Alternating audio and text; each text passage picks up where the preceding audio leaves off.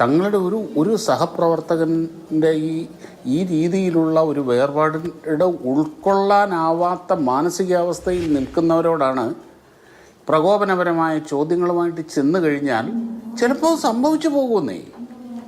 നിങ്ങൾ തന്നെ പറഞ്ഞു രാജീവ് ചന്ദ്രശേഖർ ഒരിക്കലും ഇങ്ങനെ പെരുമാറുന്നത് കണ്ടിട്ടില്ല എന്ന്.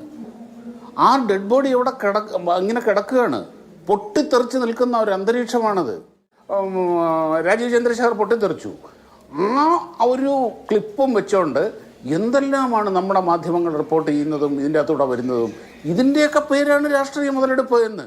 അവിടെ ശ്രീ ഷാബു പ്രസാദ് അദ്ദേഹത്തിന്റെ ആത്മഹത്യാ കുറിപ്പിൽ വേദനയോടുകൂടി എഴുതിയിരിക്കുന്നത് നമ്മുടെ ആൾക്കാർ എന്നുള്ളതാണ്. നമ്മുടെ ആൾക്കാർ എന്നേ അദ്ദേഹം എഴുതിയിട്ടുള്ളൂ. ബാക്കി പുറത്തുള്ള ഏതെങ്കിലും രാഷ്ട്രീയ കക്ഷിയെയോ ഏതെങ്കിലും ഒരു സംവിധാനത്തെയോ മെൻഷൻ ചെയ്തിട്ടില്ല. നമ്മുടെ ആൾക്കാർ എന്ന് അദ്ദേഹം ആവർത്തിച്ച് എഴുതിയിട്ടുണ്ട്. അപ്പോൾ ആ വിഷയം അഭിസംബോധന ചെയ്യാനുള്ള ബാധ്യത BJPക്കാണെങ്കിലും സംഘപ്രസ്ഥാനങ്ങൾക്കാണെങ്കിലും ഇല്ലേ? ഈ വിഷയത്തിൽ ഈ മരണം ഉണ്ടായതിനു ശേഷം നടന്നിട്ടുള്ള കാര്യങ്ങൾ നോക്കൂ. ഒരു കൗൺസിലർ ആത്മഹത്യ ചെയ്താൽ സ്വാഭാവികമായും ആ മാധ്യമങ്ങൾ ആ വിഷയം കവർ ചെയ്യുമല്ലോ. അവിടേക്ക് എത്തിയ മാധ്യമങ്ങളോട് എങ്ങനെയാണ് BJP പ്രവർത്തകർ പെരുമാറിയിട്ടുള്ളത്?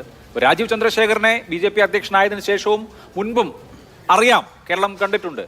അദ്ദേഹം ഇതുപോലെ ക്ഷുഭിതനായിട്ടുള്ള, ഇങ്ങനെ ഇന്നലെ കൈവിട്ട സംസാരം അദ്ദേഹത്തിൽ നിന്ന് കണ്ടു, വാവിട്ട വാക്കുകൾ അദ്ദേഹം പുറപ്പെടുവിക്കുന്നത് നമ്മൾ കേട്ടു. ഇതുവരെ അങ്ങനെ ഒന്നും കണ്ടിട്ടില്ല.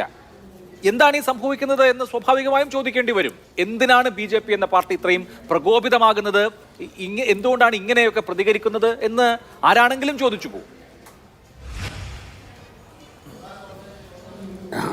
അഭിലാഷേ, ചോദിക്കുന്നതുകൊണ്ട് കുഴപ്പമൊന്നുമില്ല.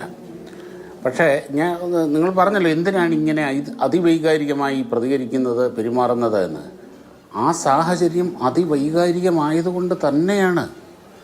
തങ്ങളുടെ ഒരു സഹപ്രവർത്തകൻ്റെ ഈ രീതിയിലുള്ള ഒരു വേർപാടിൻ്റെ ഉൾക്കൊള്ളാനാവാത്ത മാനസികാവസ്ഥയിൽ നിൽക്കുന്നവരോടാണ് പ്രകോപനപരമായ ചോദ്യങ്ങളുമായിട്ട് ചെന്ന് കഴിഞ്ഞാൽ ചിലപ്പോൾ സംഭവിച്ചു പോകുന്നേ.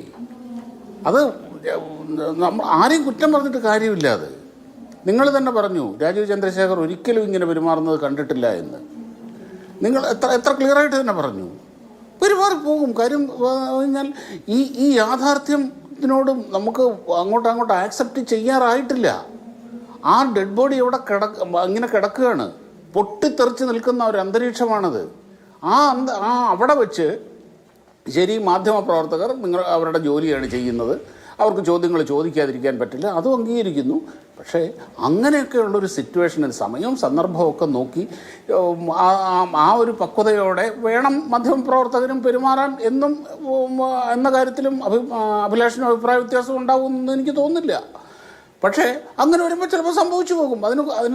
അതൊന്നും അങ്ങനെയുള്ളൊരു സിറ്റുവേഷനിൽ മനുഷ്യൻ എങ്ങനെയൊക്കെ പെരുമാറുമെന്നൊന്നും പറയാൻ പറ്റില്ല. അത് രാജീവ് ചന്ദ്രശേഖർ ആയാലും ശരി, അഭിലാഷായാലും ശരി, ഞാനായാലും ശരി, ചിലപ്പോൾ നരേന്ദ്രമോദി ആയാലും ശരി, അവിടെ ഞാൻ പറഞ്ഞല്ലോ, നമ്മൾ ആ സിറ്റുവേഷനെ നമ്മളൊരു നോർമലായിട്ടുള്ളൊരു സിറ്റുവേഷൻ്റെ ആ ഒരു മാനസികാവസ്ഥയിൽ നിന്നുകൊണ്ട് വിലയിരുത്തുന്നതിൻ്റെ പ്രശ്നമാണത്.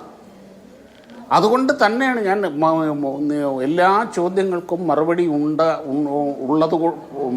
ഉണ്ടായിരിക്കെ തന്നെ അവിടെ ഷാബു പ്രസാദ് ശരി, ഔദ്യോഗികമായിട്ട് ഇങ്ങനെ 1-2 ദിവസം കഴിയുമ്പോൾ കഴിയും. പക്ഷെ മരിച്ച മനുഷ്യന് നീതി ഉറപ്പാക്കുക എന്നുള്ളത് കൂടി ആ വൈകാരികതയുടെ ഭാഗമാകേണ്ടേ? ഇപ്പോൾ സ്വന്തം നിലയ്ക്ക് ഒരു സാമ്രാജ്യം കെട്ടിപ്പൊക്കാനായിരിക്കില്ലല്ലോ ഈ സഹകരണ സംഘം ഉണ്ടാക്കിയിട്ടുള്ളത്. അല്ല, അപ്പോ അദ്ദേഹം ഈ വായ്പ കൊടുത്തിട്ടുള്ള ആളുകളാവട്ടെ, അതിൽ നിക്ഷേപിച്ചിട്ടുള്ള ആളുകളാവട്ടെ, അദ്ദേഹത്തിൽ വിശ്വസിച്ച, പാർട്ടിയിൽ വിശ്വസിച്ചിട്ടുള്ള ആളുകളാണ്.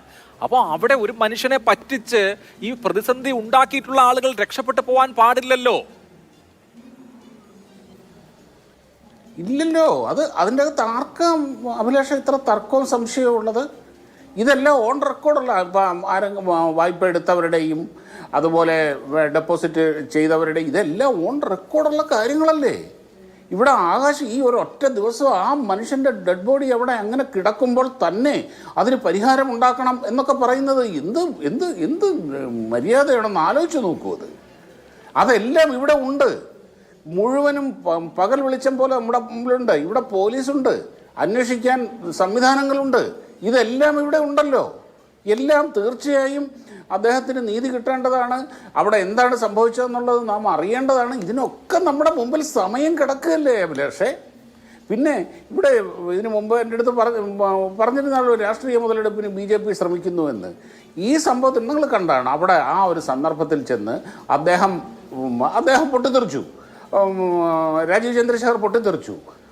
ആ ഒരു ക്ലിപ്പും വെച്ചുകൊണ്ട് എന്തെല്ലാമാണ് നമ്മുടെ മാധ്യമങ്ങൾ റിപ്പോർട്ട് ചെയ്യുന്നതും ഇതിൻ്റെ അകത്തൂടെ വരുന്നതും. ഇതിൻ്റെയൊക്കെ പേരാണ് രാഷ്ട്രീയ മുതലെടുപ്പ് എന്ന്. ഇതിൻ്റെ പേരാണ് ഒരു മരണത്തിനെ രാഷ്ട്രീയമായിട്ട് മുതലെടുക്കുക എന്നുള്ളത്. അങ്ങനെ വരുമ്പോൾ BJPയെ ഈ ഒരു സംഭവം വെച്ചിട്ട് രാഷ്ട്രീയമായി ഒറ്റപ്പെടുത്താനും മുതലെടുക്കാനും ശ്രമിക്കുമ്പോൾ ഈ ഒരു സിറ്റുവേഷനിൽ പോലും അതിനോട് പ്രതികരിക്കാൻ നിർബന്ധിതമായി മാറുന്ന ഒരു പാർട്ടിയാണ് അവർ. ഒന്ന് ആലോചിക്കുക, എത്രമാത്രം വലിയ സമ്മർദ്ദത്തിൻ്റെ അകത്തായിരിക്കും അതിൻ്റെ അകത്ത് ഓരോരുത്തരും നിൽക്കുക എന്ന്. അദ്ദേഹത്തിന്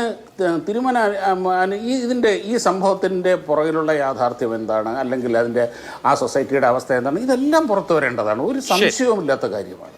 ശരി, അതിൻ്റെ എത്ര തർക്കമുള്ളത്. ശരി, ഓക്കെ. അത് ആ ചിത ഉണങ്ങുന്നതിന് മുമ്പ്, ആ ചിതയിലേക്ക് എടുക്കുന്നതിന് മുമ്പ് തന്നെ വേണം അത് ചർച്ച ചെയ്ത് ഇവിടെ മുഴുവനും വലിയ പ്രശ്നങ്ങൾ ഉണ്ടാക്കണം എന്നുള്ള നിർബന്ധ ബുദ്ധിയുടെ പേരാണ് അഭിലാഷേ രാഷ്ട്രീയ മുതലെടുപ്പ്, രാഷ്ട്രീയ ദുഷ്ടലാക്ക് എന്ന്. ശരി.